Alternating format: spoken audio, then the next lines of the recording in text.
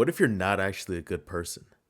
What if you just figured out that being nice just gets you treated better? Like, congrats, bro. You didn't become a better person. You just figured out how to cheat your way through it. Wagwan, it's your boy Ema Yuvan. Welcome back to my channel.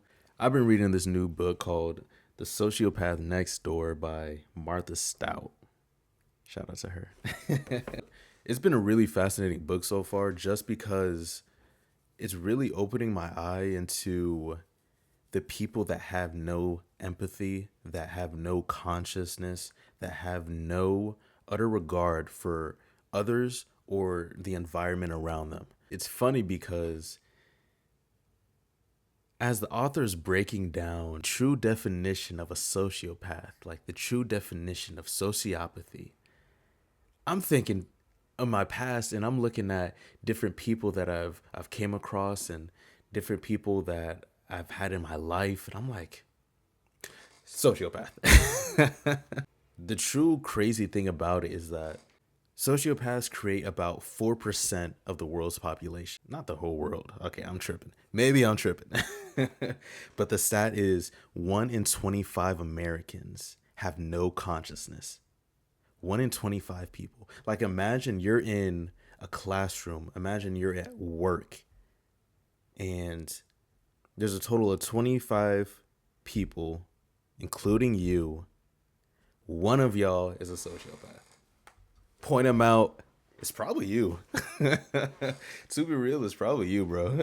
As the author's breaking down the definition of sociopathy, I'm thinking about the identity factor of human beings, right? So not sociopaths alone, just human beings all in all. And so naturally I was thinking sociopaths have no empathy.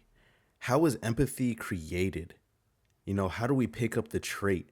Is it naturally given to us? Are we either born with it or born without it? How is that installed into our minds? How is that installed into our consciousness? We aren't installed with the certain traits that we have, including empathy, at birth. A lot of the times we are either fit into those boxes. We are naturally just picking up these traits throughout our span of life. And I kept thinking about the different normal traits or the different normal boxes that people get put into. So I was thinking of the funny friend, the funny guy, the funny person, the person that's always cracking jokes, the person that you could always have a good laugh with. You could be the funny friend. You could be that funny person. But you weren't cracking jokes as a baby. You weren't cracking jokes as a toddler. You weren't cracking jokes. A lot of the times, there's something that happens consistently to make you into that person, that makes you into that being. It's like you went all in on being funny because no one took you serious. Every time you try to be serious, people were just like, they weren't reciprocating that same energy. So you masked it with being funny. So you could still get that attention. You could still get that respect in a different regard. But now it's masked. Now it's fake. Now it's an element that you portray as the real you, but you had to alter yourself. You had to alter your personality to appeal to society. Now you're the funny person because that's the only way other people can take you serious. The nice guy, the nice guy. Nice guys finish last. Stupid ass phrase. It's typically like the nice guys are typically the people that never wanted conflict, that always try to steer away from an argument, that always try to steer away from a heated discussion, a heated conversation. And now they just play it off as being nice. Like it's okay. It's all right. I'll let you go. Just being passive because they don't want to get into that altercation, because they don't want to get into that conflict.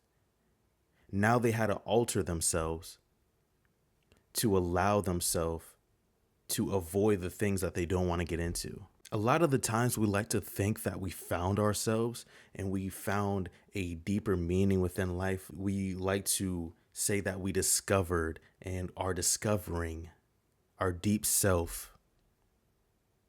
But have you ever asked the question, did I change myself unconsciously to make life easier? So maybe the question isn't, who am I? Regarding identity.